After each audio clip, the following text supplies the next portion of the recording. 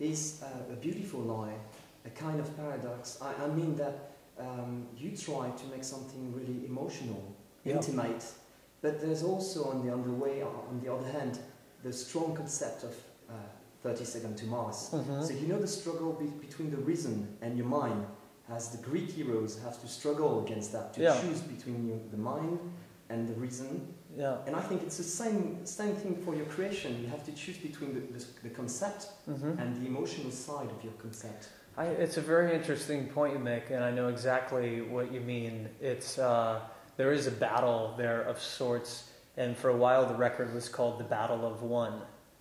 How do you say battle in French? Bataille. And bataille. D-on, right? À l'intérieur. Yeah. Internal battle? Yeah, it was just the Battle of One. I let you decide if it's internal or external. But it was about that. It was about someone who's going through the fight. And there is that element within 30 Seconds to Mars, and we come up against it as creative entities ourselves of how to balance some of the things that we want to, like emotional content with size and scope and power and conceptual idea, because sometimes they conflict with each other, like you said. And it's the same thing for the overall production. There's a balance between raw and rough, deep elements and some sophisticated elements that reminds me of some of Brian textures and ambient works, experimental works.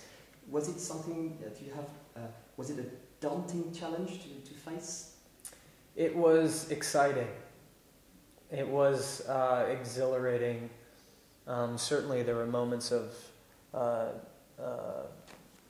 doubt and fear, I suppose. But people like Brian Eno, who kind of think left of center, were inspiring for us, as well as people who write classic songs.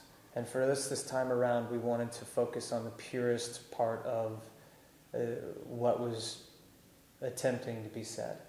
But the lush qualities and the atmospheric elements was something that we wanted to be a very strong part of this record as well.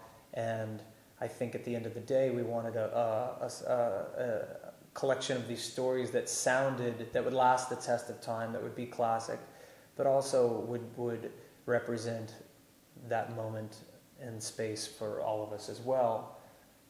So having a sense of urgency or spontaneity or rawness certainly is a balance we'd like to even make more clear next time if there is another record, to expound upon those two ideas, a certain amount of expression of rawness and a certain amount of form and control.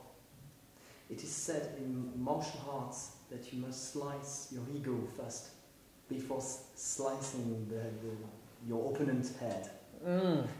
Yeah. And do you think that creating this album was a kind of experience like that, slicing your own egos before discovering what you were able to create and what you were able to present to your fans and the people who like your music? I think so. There's a lyric on the first record in a song called Year Zero, which is I stole from Pol Pot, who was an infamous madman who took over Cambodia. Obviously, you guys know that. But the first line of that song in Year Zero was "Kill your ego."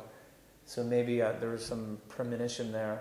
But I suppose in order sometimes to let go of your facade, and I think that's what, I don't know who said that, but maybe Sun Tzu said something about killing your ego or something, or before you can slice your opponent's head. And it's because sometimes you need to do, in the game of life or in the battle that we're in, I suppose, even with music, to get to the end, sometimes you have to be willing to do certain things and to let go of the past, to let go of what's worked for you before.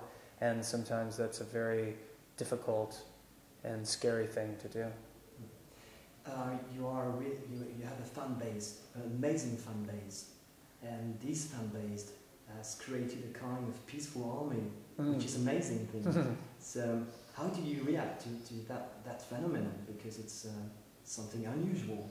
They are dedicated to your creations, and they work for you. It's overwhelming in a way.